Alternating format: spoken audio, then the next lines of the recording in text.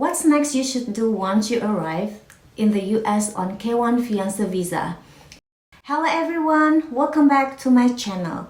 In today's video, I would like to share the steps I have done after arriving in the US on K1 Fiance visa. And I hope my experiences would give you some ideas on what are you going to do next once you enter the USA on K1 Fiance visa.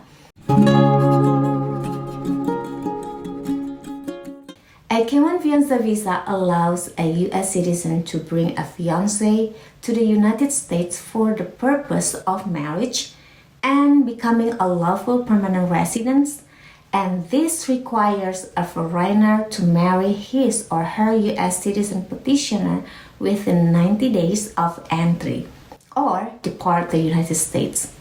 So, in this case, I am a foreigner and my husband is a U.S. petitioner who brings me to the U.S.A. So, what is the next step when I have arrived in the United States on K1 Fiance visa? The first step is getting a Form I-94 Arrival Departure Record. This is actually not difficult to find by going to the website and answer the question they ask, then you can print out the form. I have a video on how to print out your Form I-94 once you enter the USA. You can click the link at the top right, or you can find the link at the description below. And the second step is applying for a Social Security number card. Your Social Security card is essential for accessing various services and benefits in the United States of America. There are actually 2 times when you can apply to receive your Social Security number as a K1 Fiance visa applicant. The first time is right after you enter the United States on Fiance visa. And the second time is part of application process to receive your green card.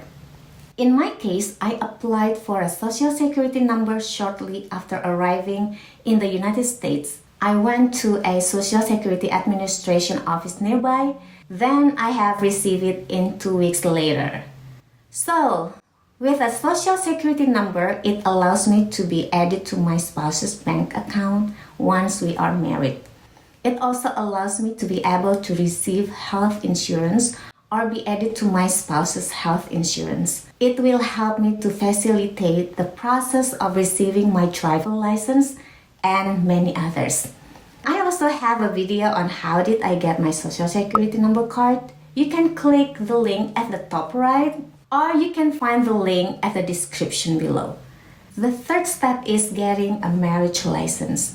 Now, let's talk about the requirements of getting married in the United States. So what is a marriage license? A marriage license is a legal document issued by the government that allows 2 people to get married. Requirements for obtaining a marriage license vary by country, state, and local jurisdiction. But general, you must be at least 18 years old and not already married. Some states may require a waiting period after obtaining the license before you can legally get married. In this case, my husband and I went to the county. We showed the documents that they asked, such as passport, driver license, and then we paid the fee. Every state has different fee. Once we receive the marriage license, we are allowed to get married legally. The license is typically valid for a certain period, usually between 30 and 90 days, and must be used within that time frame. Alright, the fourth step is getting married. Of course, your purpose to come to the United States on K1 Fiance visa is to marry your fiancé, a U.S. citizen petitioner. And the fifth step is getting a marriage certificate. After you receive your marriage license, you can legally get married. You will need to have the license signed by the officiant and witnesses at the wedding ceremony, and then return the signed license to the county clerk's office within the required time frame to have the marriage officially recorded. This is how you get a marriage certificate.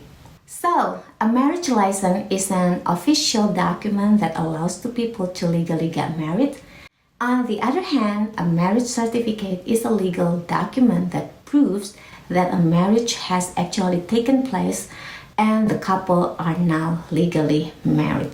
So guys, that is all from me today. The next video, I would like to share what is the next step you should do after getting married on K1 Fiance visa. I hope this video is useful for you. If you like this video, please subscribe to this channel to watch more videos about my immigration journey. Have a great day and wish you the best for your immigration journey. We'll see you in the next one.